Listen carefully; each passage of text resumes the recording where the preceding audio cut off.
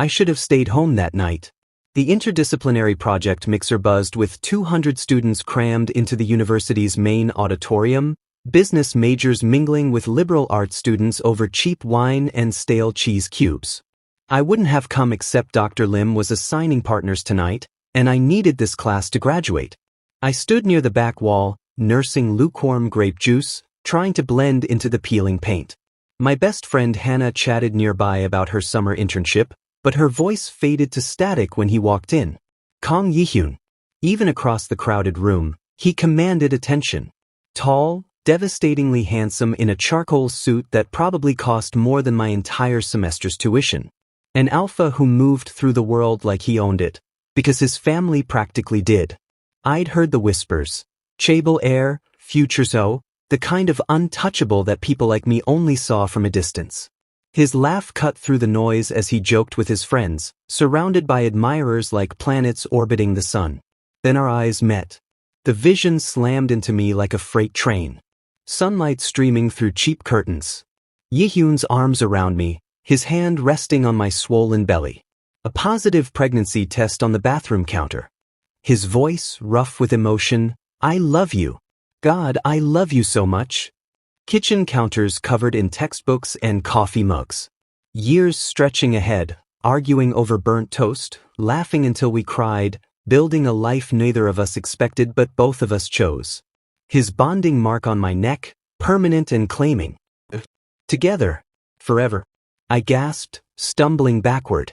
My elbow caught a table. Wine glasses exploded against the floor in a spectacular crash of red liquid and shattered crystal. Every head turned toward me. The vision wouldn't stop. It burned behind my eyes, so vivid I could smell the coffee from that future kitchen, feel the weight of Yihyun's hand on my stomach. The certainty was overwhelming. This wasn't a possibility. This was destiny. This alpha across the room was supposed to be mine, and I was supposed to be his, and the universe had just shown me our entire future in the space of a heartbeat. I had to tell him. He deserved to know. My grandmother always said prophecies spoken aloud gain power. That seers had a responsibility to share their visions, to help people prepare for their destinies. So I walked toward him. The crowd parted like water. I was dimly aware of phones rising, of Hannah calling my name, of the sudden hush falling over the room. But all I could see was Yihyun's face, confused, then guarded as the strange Omega approached him. We're going to be bonded mates. The words tumbled out, desperate and certain. I just saw it. Our future together. Silence. Absolute, suffocating silence. Then someone laughed, a sharp, disbelieving bark that shattered the moment. Yihyun stared at me like I'd grown a second head. Excuse me? I'm a seer, a Mudang. I see destinies and I just saw ours and we're... My voice trembled but I couldn't stop. The vision was still there, burning, demanding to be acknowledged. We're going to fall in love. But have a life together. I know how this sounds but I had to tell you, I had to warn you. Warn me. His voice dropped to something dangerous. That's when I realized my mistake. His expression wasn't curiosity or even skepticism. It was disgust mixed with rising fury.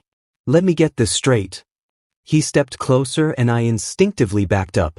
You just walked up to me, a complete stranger, and declared that we're destined to be mates based on what? Hallucinations? Delusions?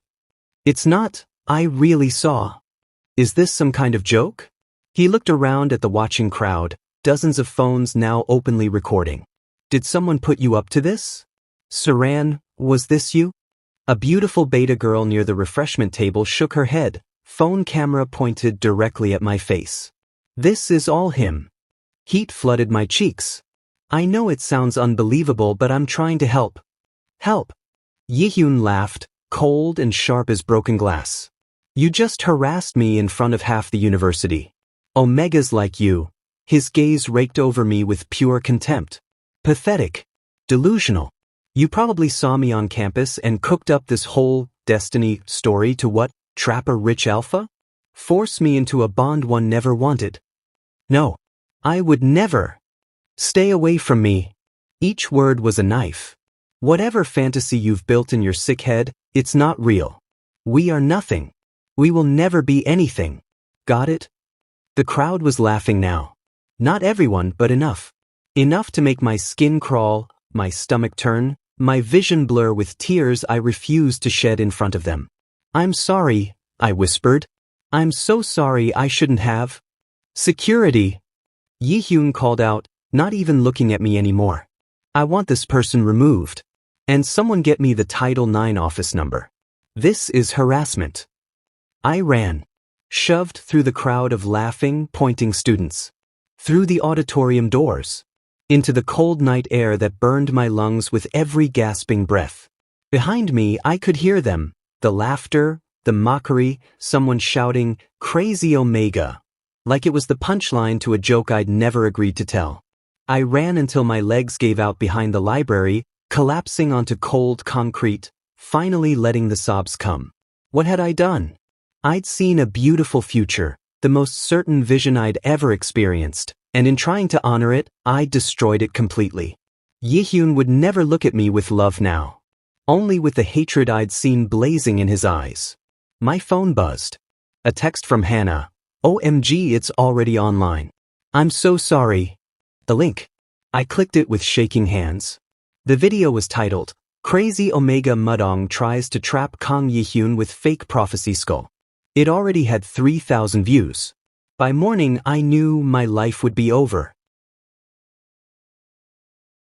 The video hit 500,000 views in 3 days. I became a meme. A cautionary tale. A joke that spread across every university campus in Seoul. Someone edited my desperate confession over dramatic music. Another person made a TikTok sound from my trembling, "We're going to fall in love." Students I'd never met recognized me in the cafeteria, whispering and pointing. My inbox overflowed with messages. Psycho stalker Omega. This is why your kind needs to be controlled. Imagine being this desperate for alpha attention. You should be expelled. I stopped going to most classes. Stopped eating in public spaces. Became a ghost haunting the edges of campus, learning Yihyun's schedule by heart so I could avoid every building he might enter. Then his mother came to the shrine. I was helping my grandmother arrange fresh flowers on the altar when the door opened. The woman who entered wore a designer suit that cost more than our monthly rent, her perfume filling our small sacred space with something expensive and suffocating. "CEO Min Jae?" Her voice was ice wrapped in silk. My grandmother stepped protectively in front of me. "We don't serve people who come with threats instead of respect." "I'm not here for a reading." Mrs. Kang's cold gaze fixed on me. "I'm here to make something very clear to this boy." She dropped a folder on our altar, the most disrespectful thing anyone could do in a Mudang's shrine. My grandmother's face went pale with fury, but Mrs. Kang continued as if desecrating sacred space meant nothing. "I know what you are. A legitimate Mudang from a respected lineage. Your grandmother has a real reputation in spiritual communities." She smiled, sharp as a blade. "That's precisely why you're dangerous." My heart stuttered. "I don't understand. You made a prophecy about my son. And unlike the desperate Omegas who usually throw themselves at him, you might actually be telling the truth." Her eyes narrowed. "That terrifies me more than any lie could. I would never hurt Yihyun. You already have.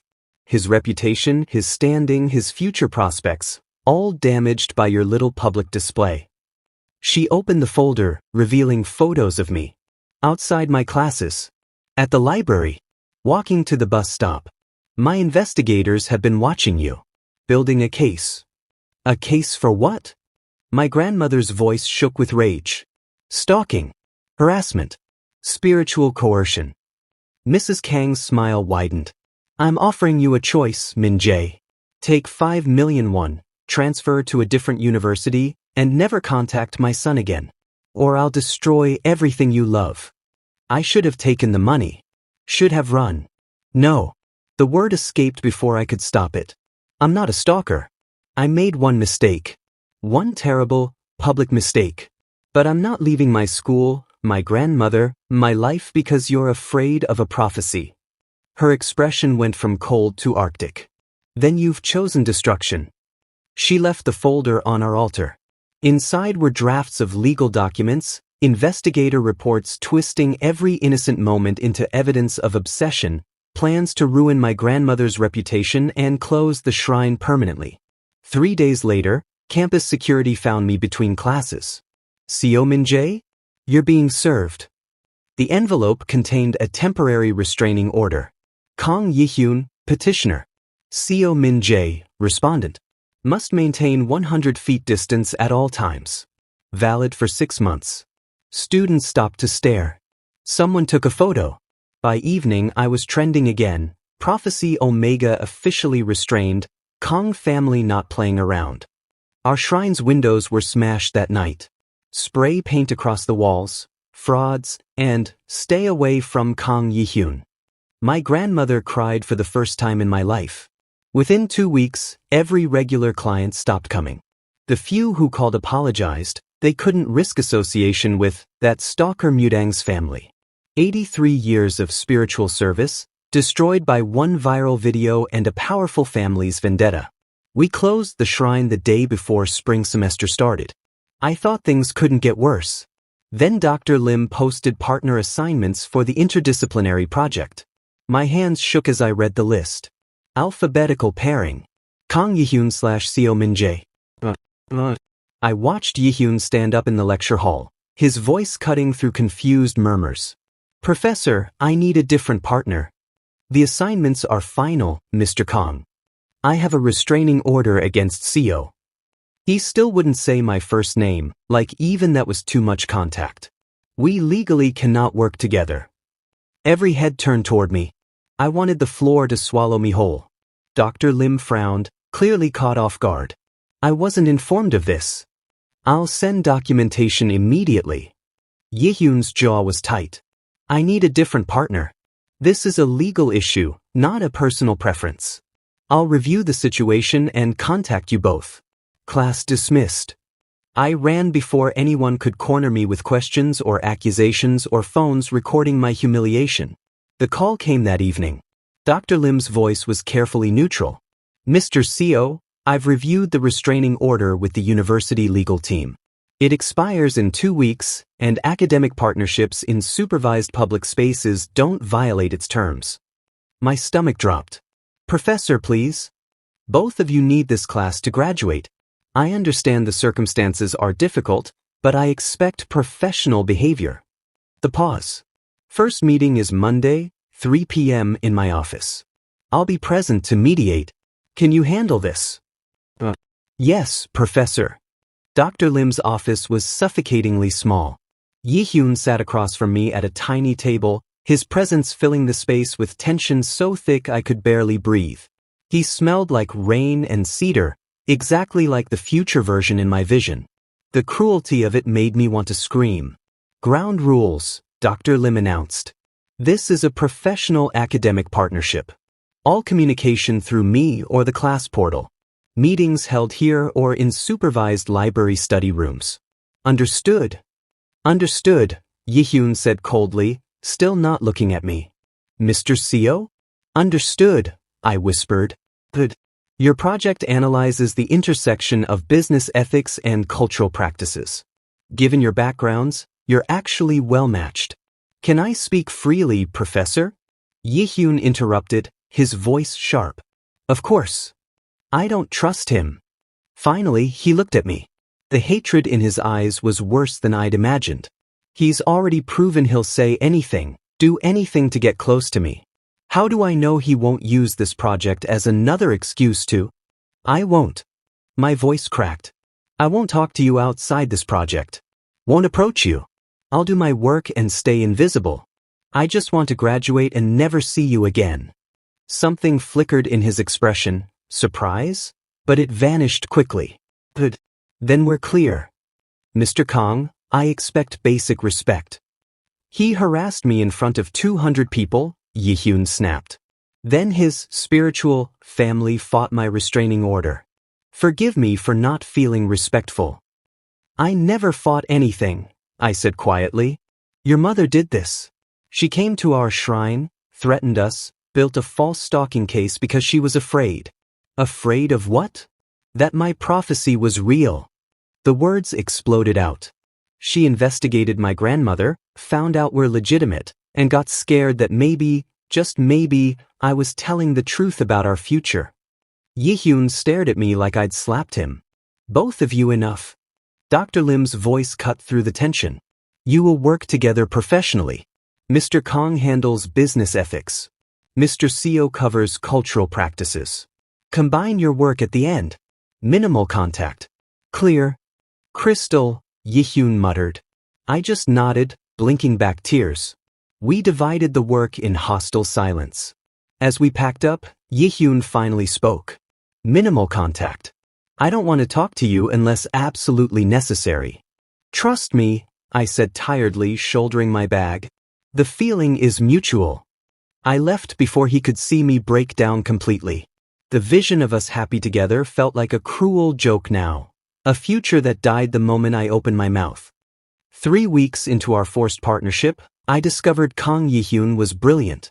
His business ethics analysis wasn't just competent, it was extraordinary. He challenged corporate greed with razor-sharp arguments, cited philosophers I'd never heard of, proposed solutions that balanced profit with human dignity.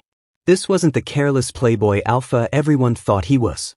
This was someone hiding his true self behind expensive suits and manufactured indifference. We worked in hostile silence at our designated library study room. I uploaded my cultural research. He left curt comments. Citation needed. Reorganize this. Contradicts your earlier point. I fixed everything without complaint. Anything to get through this nightmare. Then Saran started showing up. Yihyun, baby. She swept in during our 4th meeting, designer bag swinging, her beta scent cloying and territorial. I brought you coffee, oh. She stopped, seeing me. It's the stalker Omega. I kept typing, jaw clenched. Saran, we're working, Yihyun said tiredly. On what? His next delusion? She laughed, perching on the edge of our table. Has he prophesied a wedding date yet? Maybe picked out baby names? My hands trembled over the keyboard. The vision flashed unbidden, that positive pregnancy test, Yihyun's joy, and shame burned through me. Saran, leave. I'm just saying you're too nice. My father's a lawyer, you know. He said if someone pulled this stunt on me, we could sue for emotional distress, defamation. She examined her nails, casual cruelty perfected. But I guess since he's already a social pariah, there's no point. Although, I heard his grandmother's shrine closed down. No one wants fortunes from a crazy person's family. Isn't that just perfect? My chair clattered backward as I stood. Excuse me. I walked out before the tears could fall. Behind me, I heard Yihyun's voice rise in anger, but I couldn't stay. Couldn't let them see me break. The bathroom was empty. I locked myself in a stall, sliding down the wall, finally letting the sobs come. My grandmother's life's work, destroyed. Our family legacy, turned to ash. All because I'd spoken a truth no one wanted to hear. The door creaked open. Footsteps. Min Jae. I froze. Yihyun's voice, right outside my stall. Go away, I managed. Please. Is it true? About your grandmother's shrine? A broken laugh escaped. What do you care? Just answer the question. This. We're closing permanently next month. No clients, no income, no point. My voice was hollow. 83 years old, and she spent her final years watching everything she built get destroyed because her grandson couldn't keep his mouth shut about a stupid vision. Silence. Then the sound of him sliding down the opposite wall. I'm sorry. For what? You got what you wanted. I'm staying away. You're safe from the crazy stalker Omega. You're not crazy. The words were quiet, almost reluctant. And you weren't stalking me. I know that now. I opened the stall door. Yihyun sat against the wall, looking exhausted and lost. Nothing like the confident alpha who'd destroyed me at that mixer. What changed? I asked bitterly. I've been watching you. These past weeks. He ran a hand through his hair. You do most of the work. Never complain. Your research is incredible. Better than half my business major peers. You avoid me like I'm radioactive. And you look. He trailed off. Like garbage? Like you're barely surviving. His eyes met mine. When's the last time you ate? Why do you care? I don't know. The admission seemed to cost him something. But I do. And I'm starting to think. He stopped, struggling with something. My mother really did investigate your grandmother, didn't she? Found out you're legitimate. Yes. I was too tired to lie. She came to the shrine. Threatened us. Said a real Mudang's prophecy was more dangerous than any desperate Omega's lie. Yihyun's face went pale. She never told me that part. Why would she? You already believed I was a delusional stalker. I leaned against the stall door. And maybe I am. Maybe I misread everything. Maybe the vision was just a stress-induced hallucination and I ruined both our lives over nothing. Or maybe, he said carefully, you saw something real. And it terrified both of us. Before I could respond, my phone buzzed. A notification from the university events page. My guest lecture was approved. I have to go, I said, needing distance from this conversation. I'll have my sections uploaded by Friday. Min Jae, wait. But I was already gone. The lecture hall was half full when I stepped up to the podium 3 days later. Mostly graduate students, a few curious undergrads, some professors. My hands shook as I gripped my notes. Thank you for coming. My name is Min Jae, and I'm a Mudang, a Korean shaman. I'm also the most hated person on this campus. Recognition rippled through the audience. But I'd prepared for this. Practiced until my voice stopped shaking. You've seen the videos. Prophecy Omega. The stalker who claimed to see the future. Tonight, I want to talk about what actually happened and the cost of being different in a world that demands conformity. For 45 minutes, I poured everything out. The weight of carrying visions since childhood. The difference between delusion and spiritual experience. Research on documented prophetic accuracy across cultures. The mental health stigma preventing people from seeking spiritual guidance. Then I talked about that night. I had a vision that terrified me. A future so certain, I thought he deserved to know. My voice remained steady. In hindsight, I handled it terribly. I was young, scared, overwhelmed. I didn't consider how it would look, how he'd feel, the consequences of speaking prophecy without consent. I became what I feared most, someone who used spiritual knowledge as a weapon, however unintentionally. Do you regret it? Someone asked. Every single day, I admitted. Not because the vision was wrong, but because I hurt someone who didn't deserve it. But I don't regret being a Mudang. This is who I am. And I'm done apologizing for existing. The applause was genuine.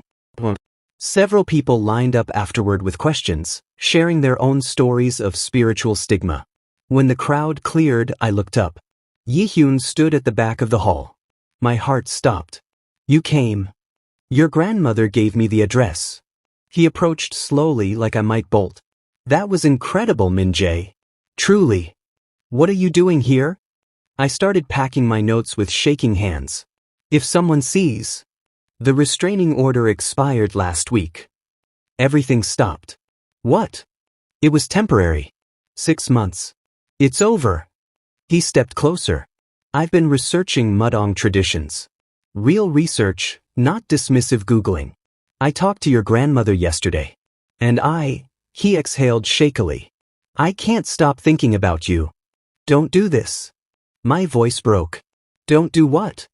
Give me hope. The words exploded out.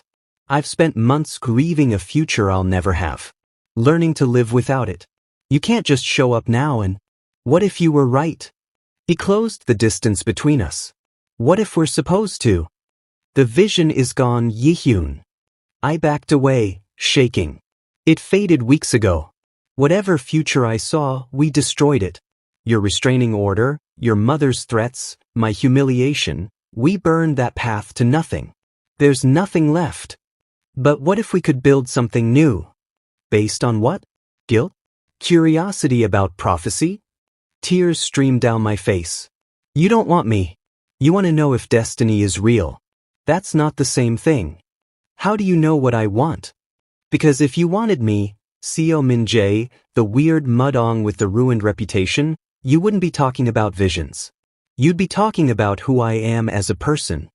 The truth landed between us. He flinched. You're right, he said quietly. I am fascinated by the prophecy. But these past weeks, working with you, seeing your strength, his voice dropped. You're impossible not to care about. Impossible not to pity. No. Impossible not to admire. He reached for my hand. I'm sorry. For everything. Let me prove I want this. Want you? This is a terrible idea, I whispered. Probably. His thumb brushed my knuckles. But I can't walk away. Not anymore. Against every instinct screaming to protect myself, I whispered, one chance. That's all you get. Then he kissed me.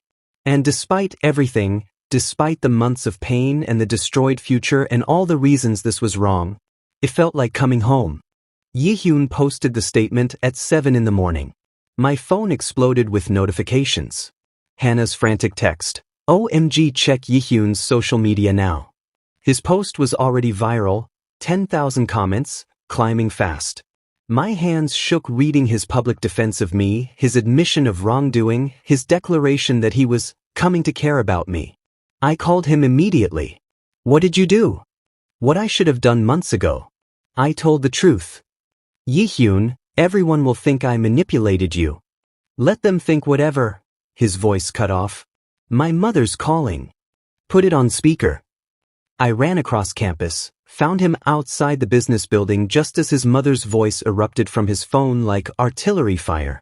Take it down right now, Yihyun. No, mother. It's the truth. He didn't stalk me. That Omega has manipulated you. This is exactly what his prophecy was designed to do. Plant suggestion until you believe these fake feelings. They're not fake, Yihyun said firmly, his eyes finding mine as I approached. I developed feelings working with him, seeing who he really is. You're infatuated with destiny, not the person. Listen carefully. If you pursue this boy, you're cut off. Completely. No trust fund, no company position, no apartment, nothing. You'll be disowned. My heart stopped. I grabbed his arm, shaking my head desperately. Don't do this. Then I'll have nothing. His voice was steady, eyes locked on mine. But at least I'll have chosen it. You're destroying your future for a delusion. No. I'm choosing my future for the first time in my life. He swallowed hard. I'm sorry I can't be the son you wanted. But I'm done pretending. He hung up.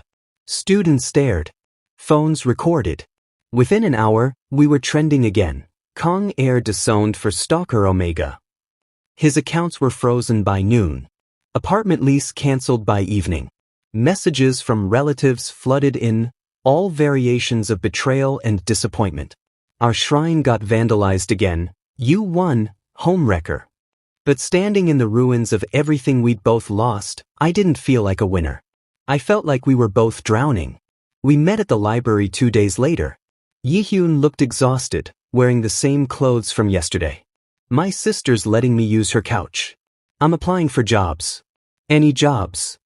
Yihyun, my throat tightened. It's fine. I'll figure it out. It's not fine. My voice cracked. You lost everything. For me. For a prophecy that's dead, a vision that faded months ago. What if I couldn't breathe? What if you wake up in 6 months and realize you resent me? That you sacrificed your entire future for feelings that weren't even real? They are real. How do you know? I stood abruptly, pacing. How do either of us know? You're in crisis mode. I feel crushing guilt. Maybe what we're feeling is just trauma bonding. Maybe I did manipulate you subconsciously by planting that prophecy in your head. You didn't. You don't know that. Neither do I. Tears burned my eyes. This is exactly what I was afraid of. The futures where we destroy each other trying to force destiny to work. Where you sacrifice everything and end up hating me for it. I could never hate you. You hated me 3 months ago. You got a restraining order. And now suddenly you're in love with me? I laughed bitterly. This is moving too fast. You're making decisions from a place of guilt and rebellion against your family, not from genuine. Don't tell me what I'm feeling. His voice was sharp. I know the difference between guilt and... He stopped. And whatever this is. But I don't. The admission broke me. I don't know if what I feel is real or just relief that you finally believe me. I don't know if I'm falling for you or for the idea of the prophecy coming true. And I can't, my voice shattered. I can't watch you lose everything while I'm this uncertain. So what are you saying? I'm saying maybe we need space. Time to figure out who we are separately before we can be anything together. The words hung between us like a death sentence. You're breaking up with me? His voice was hollow. After I just lost everything to be with you?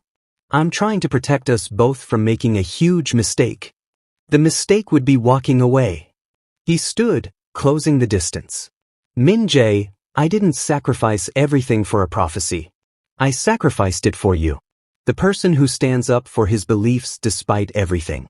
Who's brilliant and brave and broken, I finished. We're both broken, Yihyun. And broken people don't build healthy relationships. They just cut each other on the sharp edges.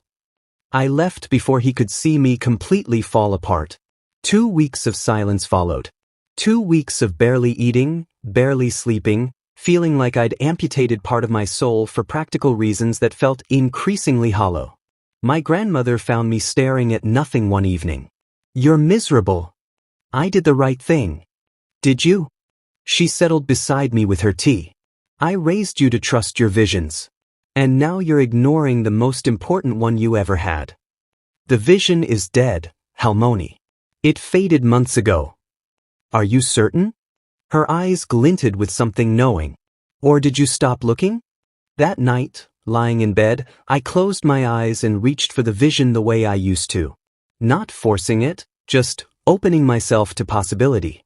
And there it was. Faint at first, like a photograph developing in solution. Then stronger, clearer than before. The small apartment. Yihyun cooking breakfast. The pregnancy test. To joy. But this time I saw more. The struggles that came before. The poverty, the judgment, the hard days where we both wanted to quit. And I saw us choosing each other anyway. Every single day. Not because destiny forced us, but because we wanted to. The vision wasn't about fate. It was about choice. I grabbed my phone with shaking hands. Our final project presentation was tomorrow, our last required interaction before we'd never have to see each other again. I had to tell him. Had to fix this before it was too late. The lecture hall was packed for presentations. Yihyun sat in the front row, avoiding my eyes. When Dr. Lim called our names, we walked to the front in painful silence. But instead of starting with our prepared slides, Yihyun spoke directly to the class. Our project was about business ethics and cultural practices. But I learned something more important. His voice was steady despite his shaking hands. I learned that ethics isn't about what's easy, it's about what's right, even when it costs everything. I learned that respecting cultural practices means respecting beliefs different from your own, even when, especially when, they challenge your worldview. He pulled up a slide, a photo of a Mudang shrine. My grandmother's shrine. I learned about Korean shamanism. About Mudang who carry the weight of prophecy, who see futures others can't, who speak truths that terrify us. His eyes finally met mine. And I learned that love isn't destiny forcing your hand. It's choosing someone every day. Especially on the hard days. Especially when everyone thinks you're crazy. Especially when you've lost everything and all you have left is the choice to keep choosing them. My breath caught. So here's my conclusion. He turned fully toward me, ignoring the class entirely. "Seo Min Jae, I choose you. Vision or no vision. Prophecy or no prophecy. I choose you because you're brilliant and brave and the best person I've ever known. And if that's not enough, if you still need space or time or..." The vision came back. The words burst out of me. Last night, I saw it again. The entire class went silent. "You did." Hope flickered in his eyes. It showed me this moment. You choosing me publicly, again, despite everything. I walked toward him. And it showed me choosing you back. But more than that, it showed me that prophecy isn't about destiny. It's about possibility. The future I saw doesn't happen because fate demands it. It happens because we make it happen. Every hard choice, every sacrifice, every day we decide we're worth fighting for. So what are you saying? I'm saying I choose you too. My voice shook. I choose the struggle and the poverty and the judgment and whatever comes next. I choose you, Kang Yihyun. Not because the spirits showed me to. Because I want to.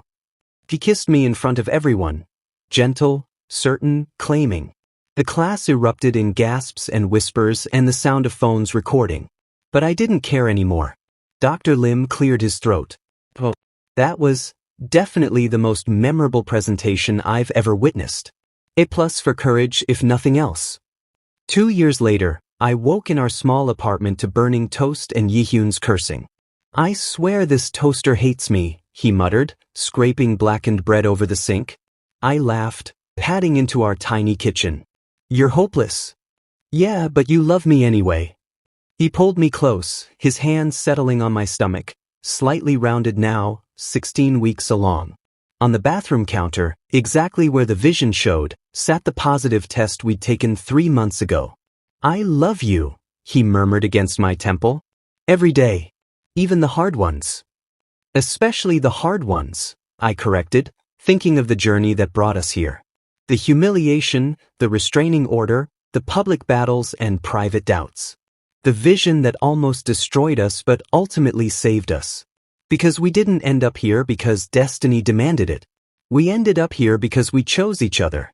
Every single day. And that made all the difference.